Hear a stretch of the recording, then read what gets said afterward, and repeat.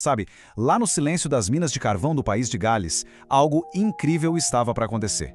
Uma nação inteira ia ser transformada. E o mais doido, não foi por um plano mirabolante, nem por um líder famoso. Foi por causa de uma pergunta.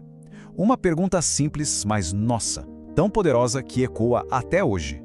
Vamos viajar no tempo, para bem longe. País de Gales, 1904. Pensa num lugar onde o cheiro de carvão tá em todo canto, a vida é dura, sabe? Trabalho pesado, mas por baixo de toda aquela fuligem no coração daquele povo, tinha uma coisa, uma expectativa, uma fome silenciosa por algo mais.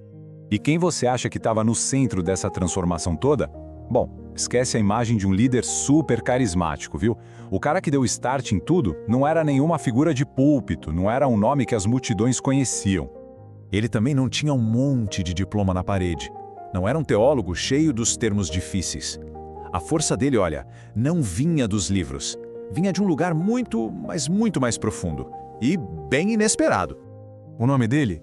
Evan Roberts. Pensa só, um jovem ex-mineiro. Um cara que saiu da escuridão da mina de carvão para buscar uma luz dentro dele. A alma dele era mais sensível que o corpo, sabe? Ele tinha uma conexão com Deus que era nosso, era visceral, autêntica, fora da curva mesmo. Então, essa transformação toda que sacudiu o país de Gales, ela não começou num palco, com luz, com gente olhando, não. Começou num silêncio, com uma pergunta. Uma pergunta que simplesmente despertou dentro desse jovem. A pergunta era simples, direta. Era sobre rendição total. Era assim: você está disposto a obedecer ao Espírito Santo, custe o que custar? Uau! Essa pergunta, ela não ia mudar sua vida dele, ela ia mudar a história de uma nação inteira. E a resposta do Evan, olha, não foi um sim da boca para fora, sabe? Foi uma entrega construída, forjada em meses de oração de madrugada. Ele não estava pedindo sucesso ou fama, ele pedia por um coração puro. E o ponto-chave é esse, presta atenção. O avivamento não começou num auditório lotado, começou no chão do quarto de um jovem quebrantado. E aí, aquilo que começou ali no secreto, no quarto dele, simplesmente transbordou. O fogo daquela oração solitária do Evan Roberts começou a se espalhar, e de um jeito que, olha, ninguém conseguia prever, e muito menos controlar. As reuniões eram uma coisa de louco, desafiavam qualquer lógica. Não tinha agenda, sabe? Nenhum sermão preparado.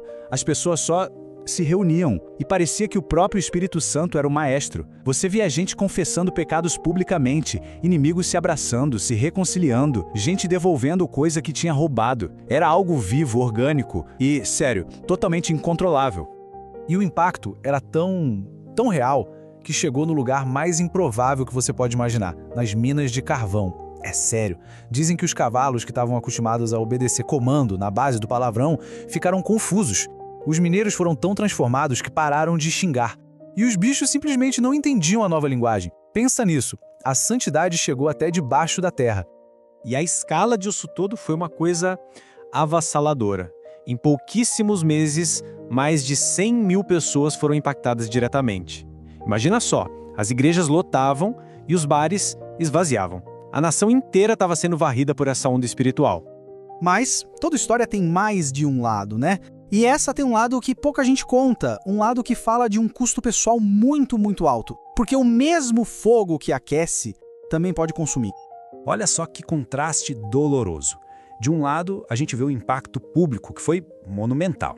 Igrejas no mundo todo foram influenciadas, nações inteiras foram tocadas. Mas do outro lado, a gente vê o custo privado para o Evan Roberts. Um desgaste emocional esmagador, uma pressão constante que acabou forçando ele a se retirar do ministério. E ele era jovem ainda. E essa tensão toda, ela nos ensina uma coisa fundamental. Deus usa gente de verdade, sabe? Com fragilidades, com limitações.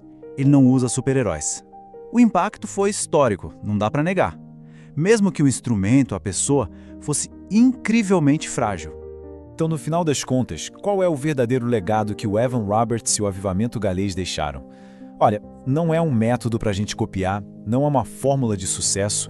O legado, na verdade, é a mesma pergunta que começou tudo isso. Os princípios que essa história deixou para a gente são atemporais. Primeiro, o verdadeiro avivamento, o poder de verdade, começa no secreto. Segundo, Deus adora usar gente improvável. Sabe, aqueles que ninguém dá nada por eles. Terceiro, o fogo de Deus não precisa de marketing. E o mais importante de tudo, a santidade vem antes do poder. E assim, a pergunta que incendiou uma nação há mais de um século atravessa o tempo e chega até a nós tão relevante hoje quanto era naquela época. A questão que permanece, no fim de tudo, é esta: você obedeceria ao Espírito Santo, custe o que custar?